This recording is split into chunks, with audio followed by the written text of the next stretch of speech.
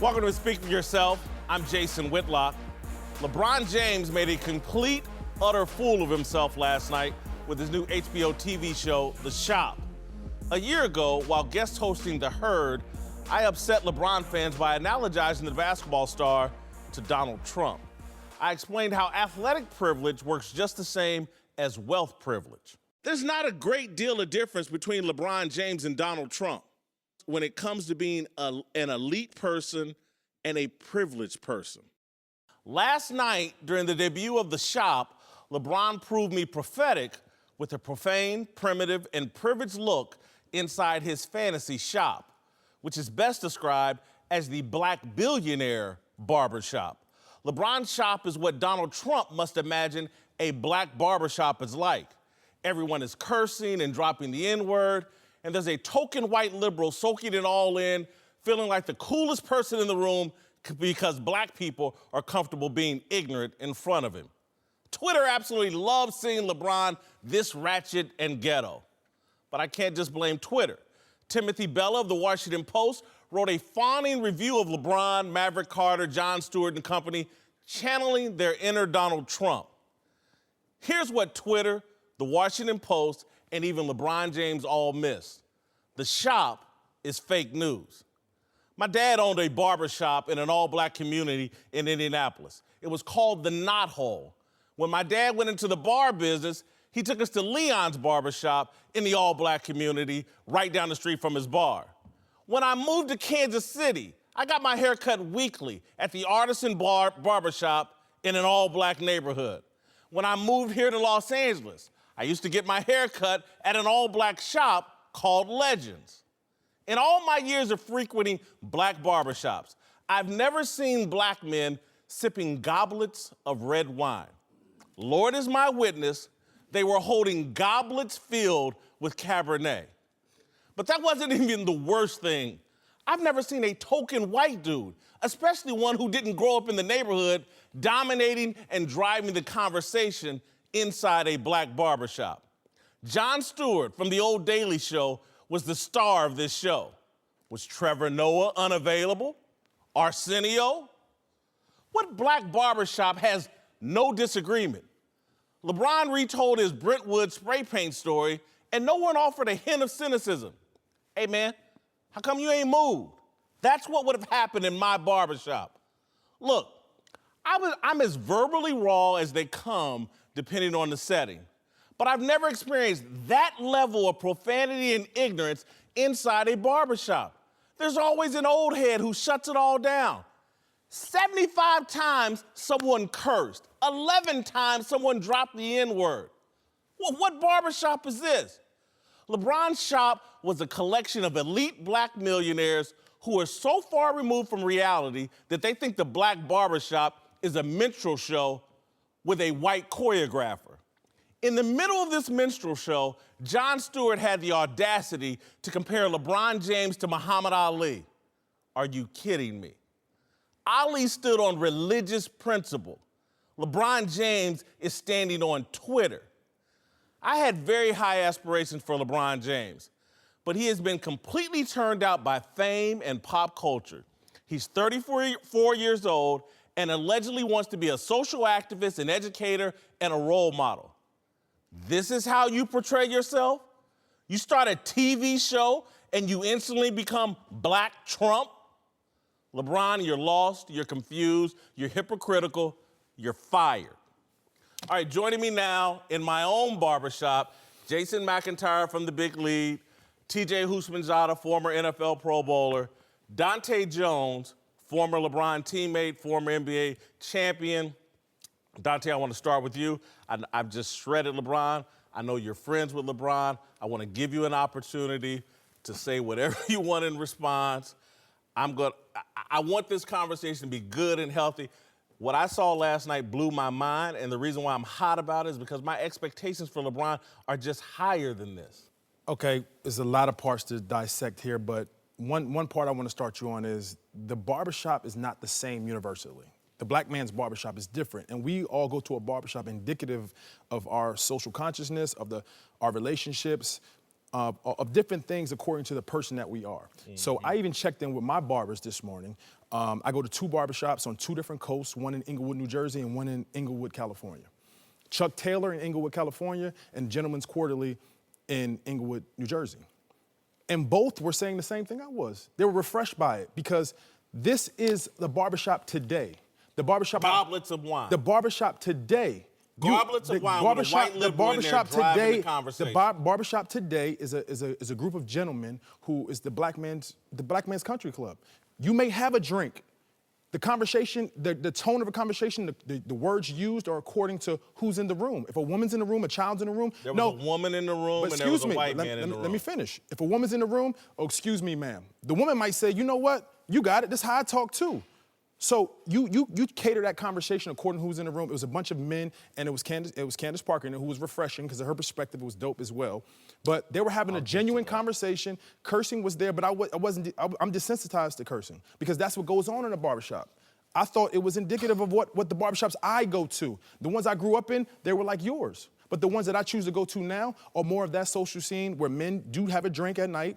Men may drink wine. Men may drink beer. But I've never been Show me the black barbershop with the white liberal sitting there driving the conversation. We shouldn't be that sensitive to the white liberal in the room. And I'm not saying it's a white liberal, but the white gentleman in the room, we shouldn't be that sensitive to it. It doesn't have to be all black men in that shop. Some people are not there to get a haircut. Some people are there to have the conversation. And the conversations they were having, they were refreshing because these are what we talk about. We talk about real estate. We talk about business. We talk about religion. There was no disagreement in there, Dante. But we only disagree on topics like the Bulls versus the Warriors or Kobe versus LeBron. Why it wasn't authentic. But those weren't the conversations that were highlighted. I think those are the conversations probably coming down the line. But we don't always argue in the barbershop. We agree because we're all going through the same things. We're all minorities. We're all going through this.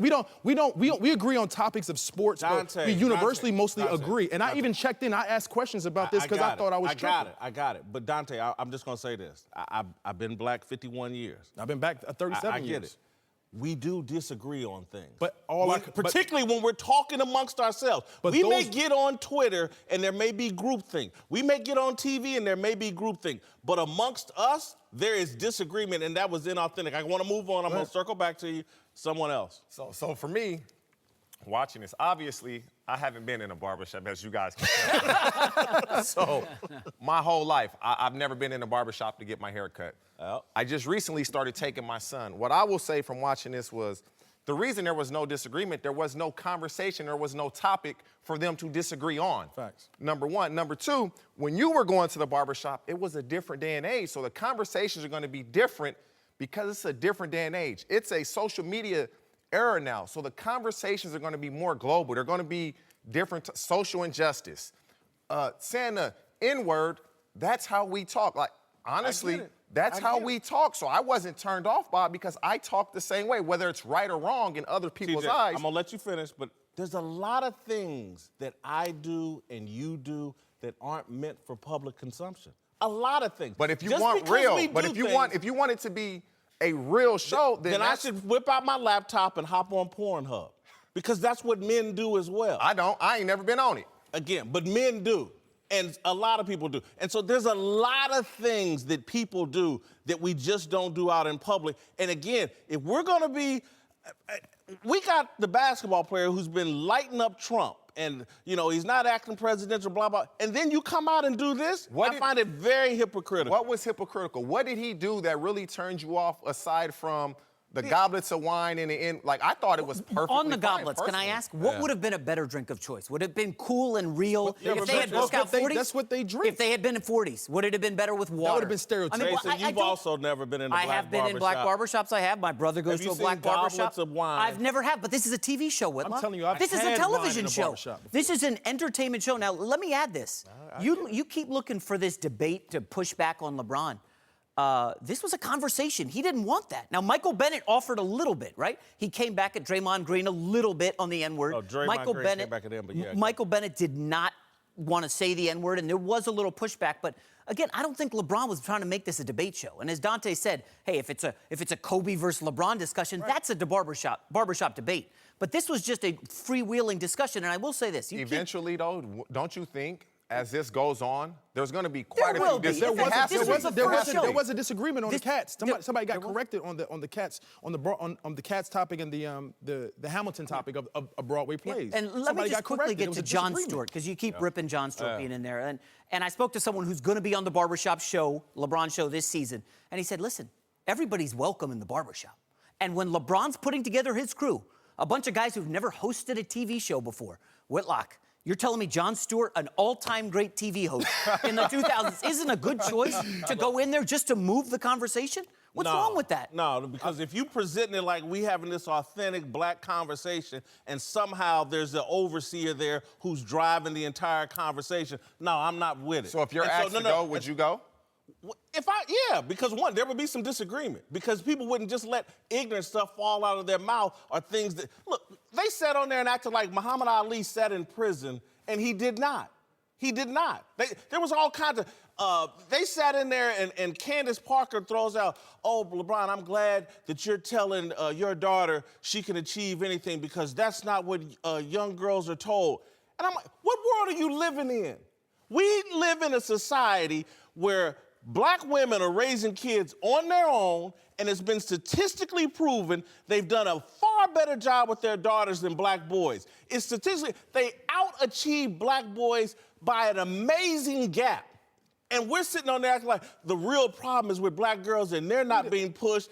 And she's just wrong. But that's her perspective. Diversity But I of think that was thought. taken out of context. She's just saying what we're teaching our black daughters of what they can accomplish. That was refreshing to hear a man say it. To hear a man say that's how he's talking to his daughter. But I thought the conversations were authentic, and I think LeBron James was authentic in there because he's a role model. And as I'm raising boys right now, I want them to think about others. I want them to try and make the world a better place. I want them to communicate like adults. I want them to be passionate.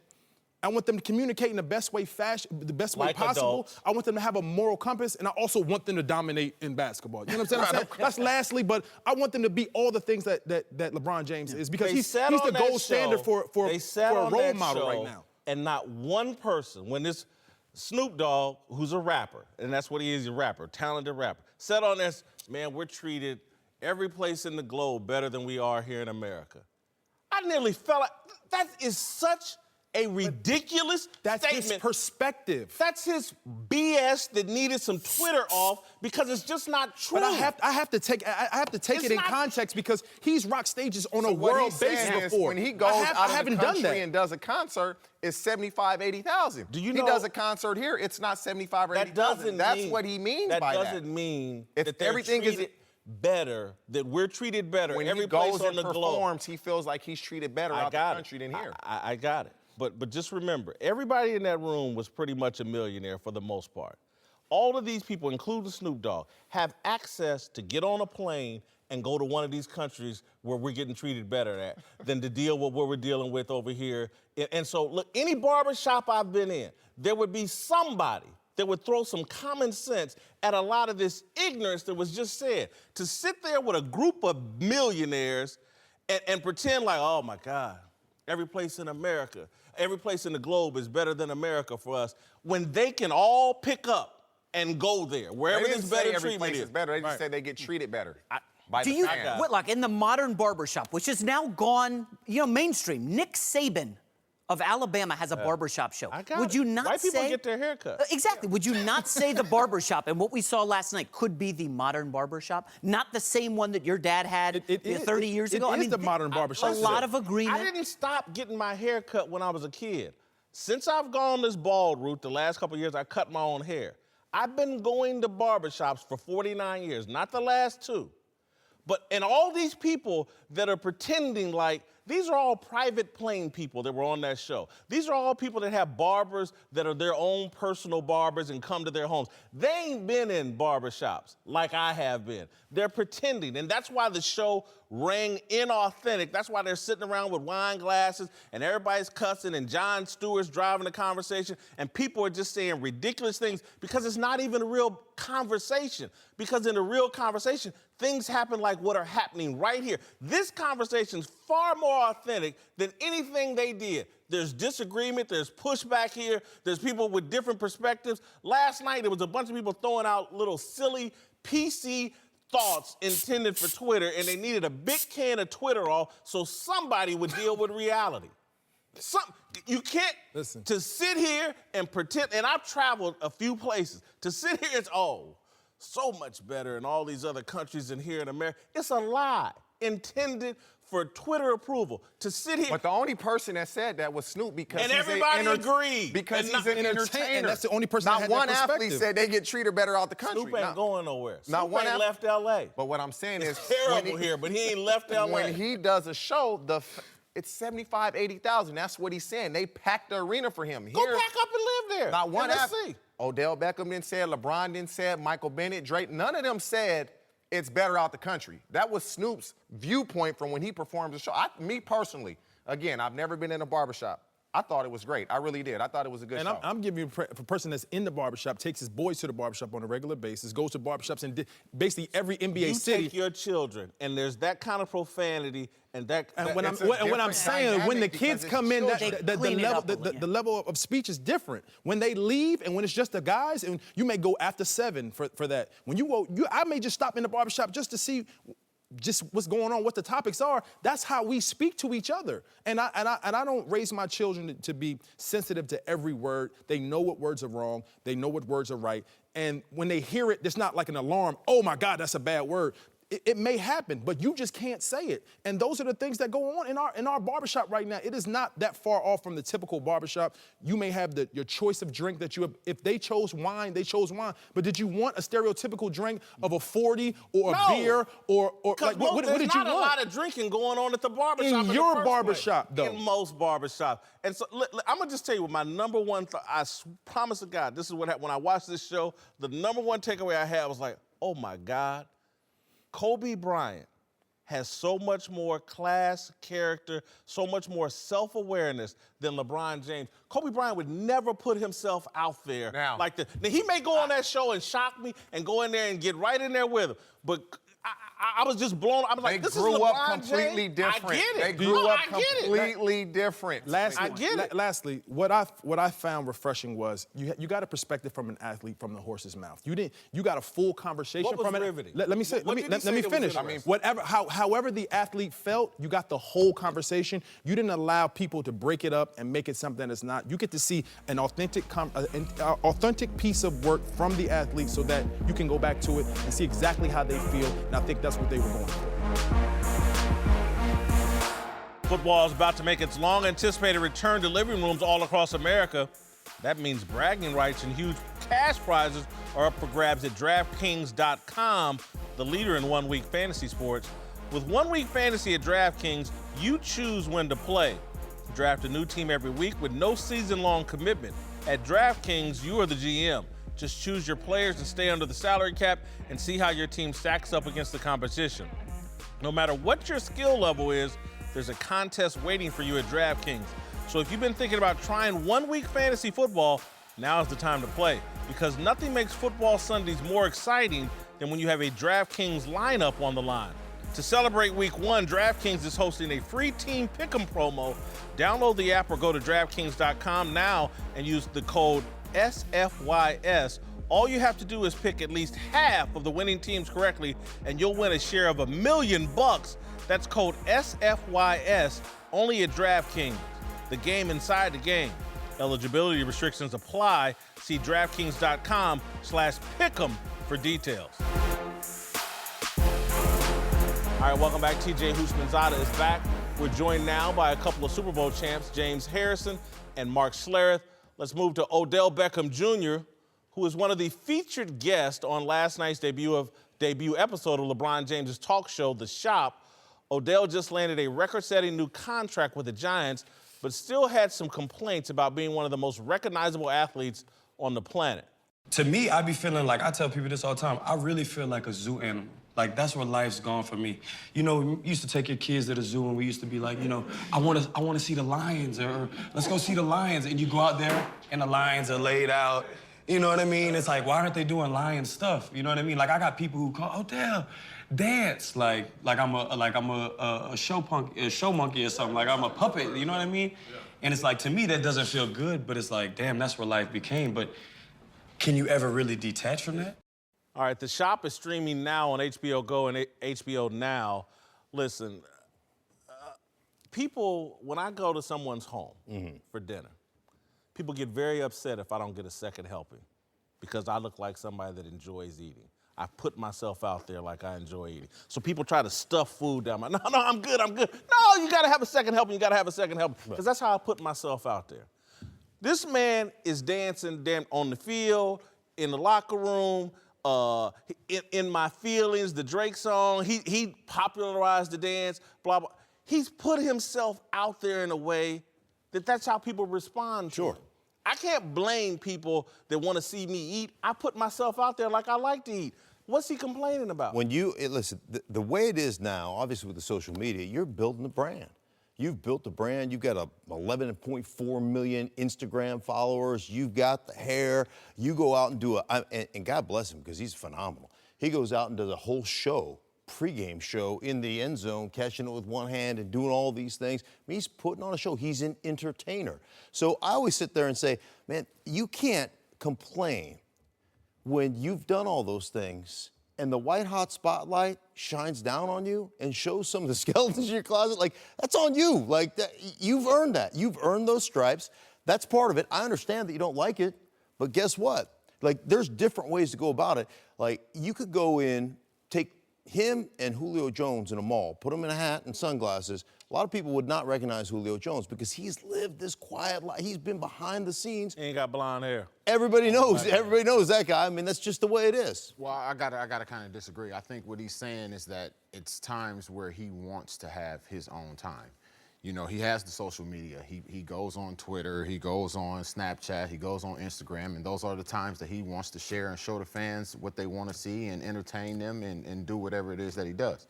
But it's times where he wants to just be Odell, not Odell the football player, the superstar for the Giants. I just want to go, have dinner, eat, chill. I don't want 15, 20.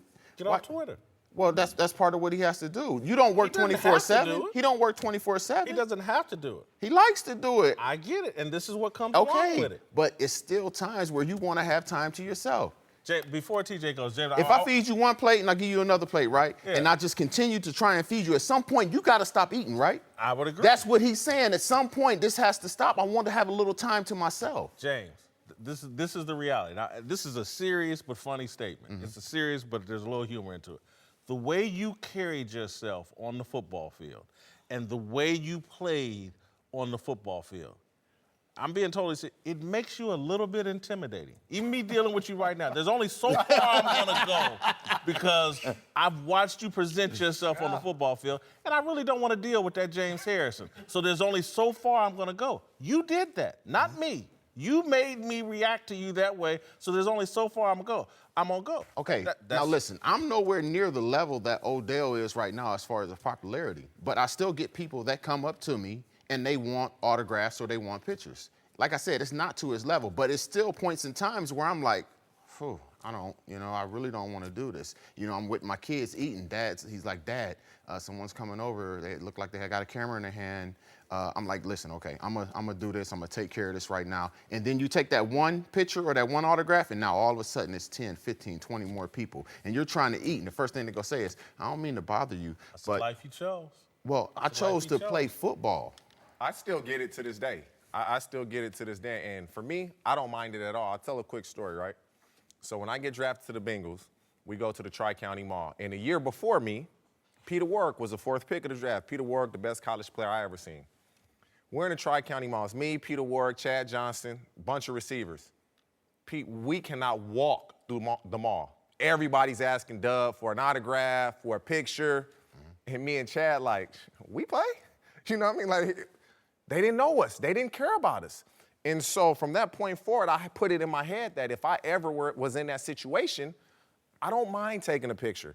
I don't mind signing an autograph because that might be their only time seeing me. So I could be out with my family. I might not want to do it, but I'm going to do it because of they might not never see me again. And I remember being in that mall with Dub, and he was like, he didn't turn anybody down. I'm sure it got tiresome, but that's just the world we live in. I understand that, but to his level, like for me, Odell is the only football player that is He's the first ever NFL player that I can recall that's like a global superstar question. because of social media.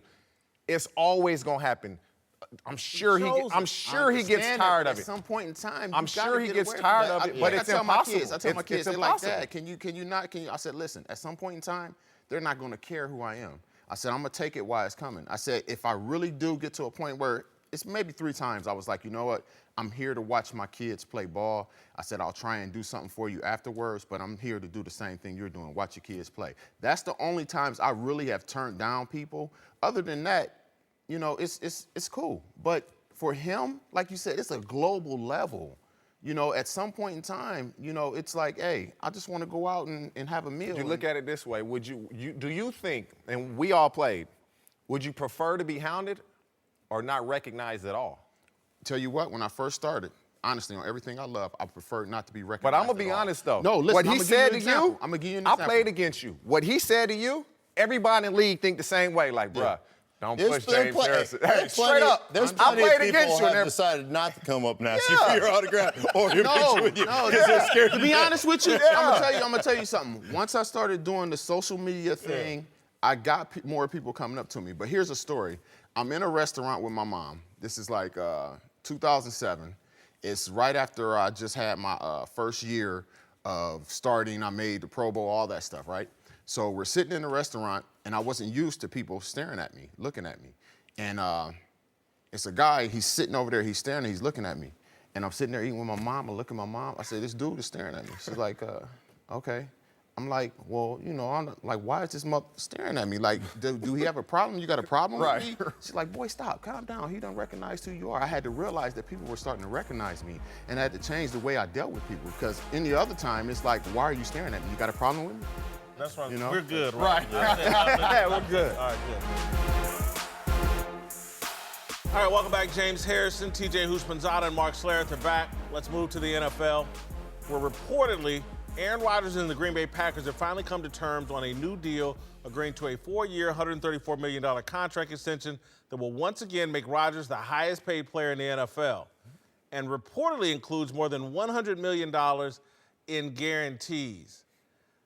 I'm not that big on this contract because I think Aaron Rodgers needs to be a better supporting cast, and I wouldn't, if I were him, I'd go the Tom Brady route and not be the highest paid player. I think they need a lot more help for him to be back in Super Bowl contention. So I'm not a big fan of this. I wouldn't go that route, because Tom Brady has his own facility set up inside Foxborough. I mean, he needs to get what he can, what he's valued at. Right now, I don't have a problem with what he did. Yeah, listen, you got to make as much as you can. Marcel's, that dude's coming here. Did you give up? You give up money? Did you give up money? You lie. I gave her $5. You get Okay. Listen, man, you got to make what you can make. I'll tell you what. When Mike McCarthy morphs into Bill Belichick, then I'll give you back some money. Okay, but until that happens, you better do a better job of scouting guys and developing guys and making sure that we have the requisite tool set here from a player standpoint to win. But Aaron Rodgers don't owe them nothing. He is the best in the business, and if he can make the money, make the money. I'm actually upset he didn't get more. $31 million a year. He should be making 35, 36, 37 a year. And the next guy that comes he should always be the highest paid player in the NFL. And in a couple years, that won't be the case, and you'll be talking about, oh, he's underpaid again. It's not his responsibility to make sure he has a great supporting cast. Exactly what Mark said. They have to put guys around him. You look at his receiving core, and none of those guys are in the upper echelon as players played at their position. They should have more than enough money to get guys around them. It costs money to get people to come play in Green Bay. It's Green Bay. Right, and so that's why he in my opinion, he took a pay cut. He took a pay cut relative to what he could command. Okay, but that's an interesting point. But having said this, given the restraints of the salary cap, and given he's the Green Bay Packer quarterback and legend, he wants to win multiple Super Bowl titles. There's money to be made. Look, he's going to be in the Hall of Fame. He's won a Super Bowl. But there's money to be made as the greatest quarterback potentially of all time. He's not going to get there. Tom Brady's got 5 Super Bowls. Aaron Rodgers, to me, with this contract, is setting himself up where he's only going to win one Super Bowl. You go player for player, Green Bay in New England, player for player. It's not that much of a difference. You go player for player, each starter, all 22 starters. So you think it's all Belichick versus McCarthy? I actually think McCarthy is a good coach. I really do. But overall, obviously, Bill is the best coach in the NFL. Yeah, I have to agree with him on that. I'm with Mark. It's time for the GMs, head coach, the scouting department, get it all together and make yourself right on every draft choice you get.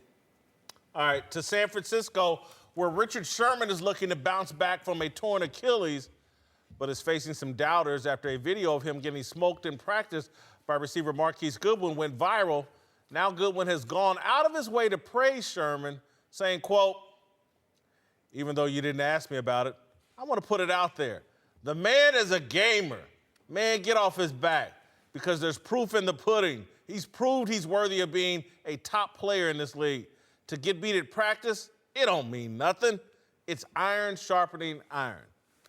Marquise Goodwin's going out of his way to say nice things about Richard Sherman because obviously there's a confidence issue with Richard Sherman. It's one of them thou protest too much situations. You know, he's a gamer. When you start talking about he's a gamer, that means, well, he ain't doing a lot in practice, but we feel confident once the game shows up, he won't get toasted like this. I think Richard Sherman is shook. You know what he did, though, right? He basically telling y'all, like, I'm not a bum. Like, I beat him. Y'all acting like he got beat by a bum. I can play here, too. That's all he's doing is saying, I can play. Y'all acting like I can't play. And so he's giving himself credit by bringing up Richard Sherman. It's practice. I done been jammed up against DBs that never played. It happens in practice. It just happens. It happens. Yeah. I'm with TJ. It happens in practice. You know, it's not like you're going to win every match. That's why you practice, to get better. Bill in the way would get the best of you in practice? He has it once, yes. He has. Once, you said, or? It doesn't happen that often, but he has. Yeah. I mean, it happens. You know what I'm saying? But that's part of practice. You got to go out there, compete, get better, iron sharpening iron, like Richard Sherman's issue is not a confidence issue. That guy has confidence. That guy can play. He's coming off an Achilles, and it's one injury that I've never had. But talking to guys who have had it, it's one of the toughest injuries to come back from. It's going to take time. And the thing that you have to do when you are injured and when your skill set or your athletic skill set diminishes, which is going to happen to all of us as we age, you got to figure out how to be good without that skill set. And that's why you practice. I believe Goodwin was like a world-class sprinter. He is. Look, that was a go route. He's going to run by everybody. After Achilles and a world-class sprinter, like, that's a go route. Let's see. I agree, but for him to come out and make these statements, to me, is raising a red flag in terms of if there was no confidence problem with Richard Sherman, no one would say anything. Look, and I get that he puts on the air of being a super confident person. I'm not sure if I buy it. The Seattle Seahawks basically just said, you know what? We don't want you no more. You're done. We're moving on. I don't care who you are. When your team you grew up on lets you go in that way, that shakes your confidence. Not exactly. Like, you got to understand, Pete Carroll is a college coach. You can't play for Pete Carroll for a long time because you've heard the stories over and over again. He needs a new batch of guys so that, okay, this is a fresh story. He's got rid of a lot of guys. Richard Sherman was there too long. Let me get him out of here before he starts to corrupt the younger guys because he's talking too much. But when he was talking at a younger age, it wasn't a problem. It just became a problem as he got older. All right, welcome back. James Harrison, TJ Houshmandzadeh, and Mark Schlereth are back. Let's move to Baltimore, where Robert Griffin III is still fighting to earn a roster spot with the Ravens, but has already earned a lot of praise for a new attitude during his NFL comeback, including from himself. When I came into this locker room, these guys didn't expect me to come in and, be the first guy in, last guy out, do all the things that you would say a rookie would do. They expected me to come here with that moniker of RG3 and just expected to be laid at my feet. So I think I've earned their respect by how I've come out and worked every single day, whether I get all the reps or no reps, whether I get no preparation for the game and then I have to play most of the game. I think that's part of why I've earned their respect, aside from just being a cool guy. All right, I think that was RG3 trying to express some humility, but I don't think he's mastered the art of humility because I think, one, he was a little bit bragging. Hey, I've played really well, and I'm not getting a lot of reps. I think RG3 is smartly trying to sell himself to another team. If Baltimore makes a mistake here and cuts him, RG3 is sending out a flare to perhaps the Dallas Cowboys that need a veteran quarterback. RG3 is from Texas, I believe, or certainly played at Baylor.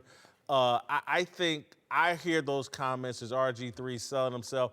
Not the greatest amount of self-awareness, though, because he thinks it's the rookies that should be the first in and last out, when it's actually the veterans, the Peyton Mannings, the Tom Brady's, they're first in and last out. But he's trying to sell himself. No, I don't disagree with that. I mean, we're all trying to sell ourselves to some degree. I mean, we all need a job. And he understands the writing on the wall. He understands that they moved up to get Lamar Jackson, that this might be it for him, but he played pretty well throughout the course of the preseason. I mean, there is a dearth of quarterbacks in this league, starting and backup quarterbacks. So there's going to be an opportunity for RG3 somewhere. If you read the whole article, you read all the statements, the only thing in there that I didn't believe, that I didn't think was sincere, is when he said he didn't have any animosity toward the Washington Redskins. Yeah. Like he wants to shove it up their cans, just like when I left Washington and went to Denver, I wanted to shove it up their can too. I mean, that's the nature of a competitor. You want to make sure you prove them. I'm sure when James went to New England or Cincinnati, he got the chance to play the Steelers. You wanted to put it on them as well. Definitely, you want to play your best game against whoever lets you go. No matter what you say in the media, I'm the one to always say, yeah, I'm not, putting any more or any less into this game than, any other game. But it was a lie. Yeah, I'm trying to give you everything I got because you let me go. You told me I wasn't good enough. So I think the only thing, I had a problem with is he was laying it on, I think, a little thick, saying that, he's the first in, last out. That like I said, that's what a veteran should do, and he leads by example so that the young guys see that and know that. And, saying that the guys respect you, I think the guys will say that, themselves if you've earned their respect. Yeah, I hope he's not the first in and last out, and Flacco's a starter, number one. I hope that's not the case. I hope that's reversed. But he's doing exactly what he should be doing, letting everybody know I'm here. I'm trying to erase the narrative of I'm a bad teammate, I'm all about me. He's just putting that back out there so that he's actually played pretty well this preseason. If he does get released, he's going to get picked up really quick. He's played really, really well. And if you look at his statistics from his career, he's actually a pretty good quarterback. He hasn't won a lot of games, but his completion percentage has been consistently over 60 with the exception of 2016. He's played well. I think the real knock on RG3 has been that he's a bit disingenuous. And James's point about laying it on a little thick, because even if it is true that he's first in, last out, when I hear him talk about it and brag about it, I wonder, is that for show? Is he showing up early and then taking a little nap somewhere? Is he staying late and playing video games in the locker room and just making sure I'm the last to leave? Or is he actually putting in the work? And again, when you start bragging about all the work you're putting in, that's when I get a little skeptical. Anytime you catch me bragging, I'm usually lying. But he is a backup quarterback, and so backup quarterbacks rarely get interviews. So he's just putting it out there. I've been here. I've been putting the work in because I might be getting released. So I'm letting everybody know I've put in a lot of work as a backup. Speaking of self-awareness, it may be the most self-aware he's ever been. And there is that issue with RG3. There's been that issue. And I think he'd be the first to admit that, you know what, I didn't really realize what hard work was. And I think a lot of rookies come into this league, a lot of young players come into this league and think they're working hard. But then they start to realize, based upon what the other veterans are doing, wow, I need to pick up my stuff. I mean, I was in that same situation when I came in. I thought I worked hard in college. I came in and said, I got to pick it up from a study standpoint, from a knowledge standpoint. But where he is being genuine is he's understanding that I might get cut. I'm falling into a numbers game right here because you did take this guy. So let me throw it out there and say, man, I put in the work, guys, and I played pretty well. And the odds are I'm probably going to get released. James, I'm going to throw you a curveball. This is our last segment with you, and I want to ask you something. I want to relate this conversation because they drafted Lamar Jackson to put some pressure on Flacco. Big Ben was upset when a quarterback got drafted in Pittsburgh, and now we've heard all these stories about Big Ben's in the best shape of his career. He's prepared for his best season. He's changed his diet. He's working out. was Ben a guy in his younger days that knew how to really prepare? I won't say that he didn't know how to prepare. I'll say, he may not have prepared like a Tom Brady did, just from me seeing, what he did.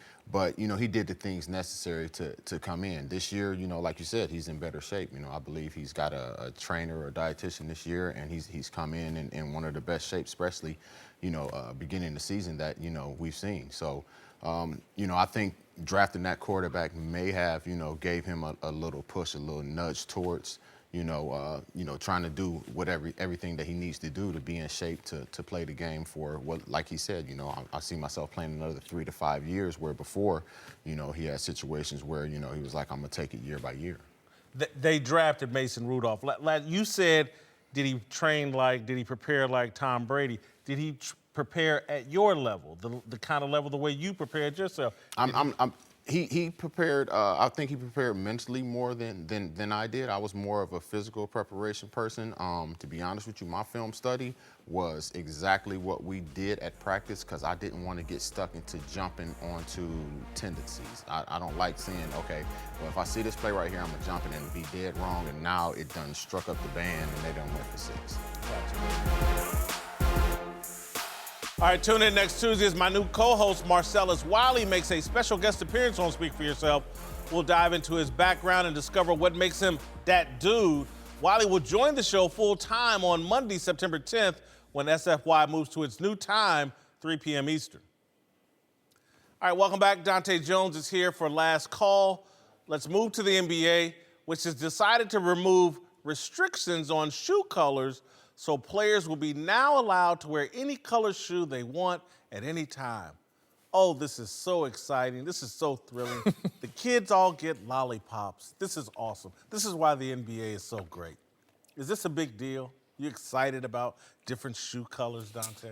I'm excited as a shoe collector, because now the consumer gets to see different types of shoes on display, and the players can express themselves accordingly within reason, within certain boundaries with their shoe choice. You're a shoe collector. Yes, I have been, and I still do Gym shoe collector. Yes, my collection has changed according to how older I've gotten, but I enjoy basketball shoes in different variety of them. Yes. All right. I'm going to leave that alone. Elsewhere in the NBA, Manu Ginóbili announced this week that he is retiring after 16 seasons with the Spurs. People have already speculated he could join the Big Three. Dante, you were in a fight in the Big Three championship game. Are you excited to see Manu Ginóbili join the very violent Big Three? I wasn't in a fight, and it was a small disagreement. That was my bad. But Manu would be a great addition to the Big Three. I think he's crafty. He's a threat in transition and in half-court offense as well. So he would be awesome in that scene. Do I think he would do it? I don't know, but I think he would be good in it. Is he a Hall of Famer before I get back to the Big Three? You think he's a Hall of Famer? First ballot. Okay. And then what the hell was going on with you and Cuttino Mobley in the Big Three? It wasn't me, but it was Cuttino. He lost his mind. I had the whole team that were on me at that point in time, but it was my fault. It was me getting caught in the competition of the things, and I should have acted accordingly. And I Are you and Cuttino good? We're good now. It started with me and Corey, and I apologized to Corey, and I've talked to Cuttino, Big Baby, and them. But it was my fault. I take responsibility. Right. The next time we have you on this show, I'm gonna let you cuss and do all the things LeBron did. And drink. We'll have goblets of wine. As long as no kids are watching, I'm fine. Yeah. All right.